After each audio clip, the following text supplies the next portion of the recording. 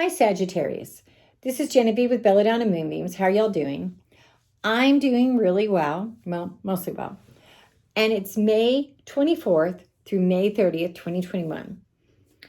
And so I'm going to talk to you a little bit about my week because it's kind of been interesting. Earlier this week, I had someone in my life refuse to accept responsibility for her own actions, and she threw shade on me and on everybody else because she couldn't deal with her own stuff. And that hurt my feelings a lot. And she told lies, some truths, but mostly lies or misinformation, and stretched that truth so far I couldn't hardly recognize it, what little truth there was.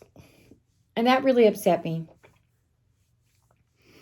But then I started evaluating it for what it was, and I got so many great lessons out of it. I'm okay with it. I'm still a little hurt. And that's another lesson I've learned. Anytime you still feel hurt or your syntax in your sentences get off balance, like when I still have something that I just can't go blip about because I have shame or fear or whatever about it, I'm still carrying around stuff I need to release. Yeah. And so that I learned. So I've gotten a lot of good lessons this week. And ultimately, that's another lesson that everything we go through is actually meant to make us grow and know more about spirit and know more about life and about the way karma and dharma works. And so those things are super important to me.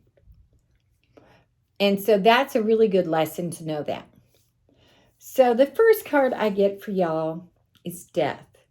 Now, this is not talking about a literal death, but there's a lot of changes taking place in your life. And I think that there's a part of you that's kind of overwhelmed by it all. But that doesn't mean you have to be overwhelmed, because right next to it, you get the Chariot. Turn it over. And the Chariot, if you notice, his hands are right here. There's no reins in his hands. See? No reins. Because he's got a wand in his hand. But he doesn't have the reins because he's doing it all up here with his mind. So you have everything you need to go through this changing period. This period of flux. And next to that, we also get the World. Turn it over. And the World is like the best card ever. Things are going to work out. It's all going to come together for your own good. And so you just have to use your mind and trust Spirit's got it. Yeah, also got to stop doing things. I think that what you're doing the most, that's most detrimental, is fighting the change. You're like, no, I don't want change. I want things to stay the same. But you know what?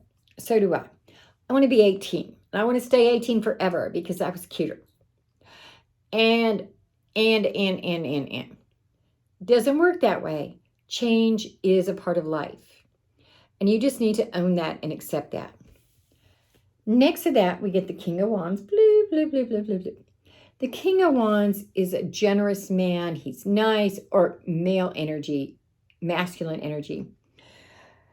And he's friendly and outgoing and generous.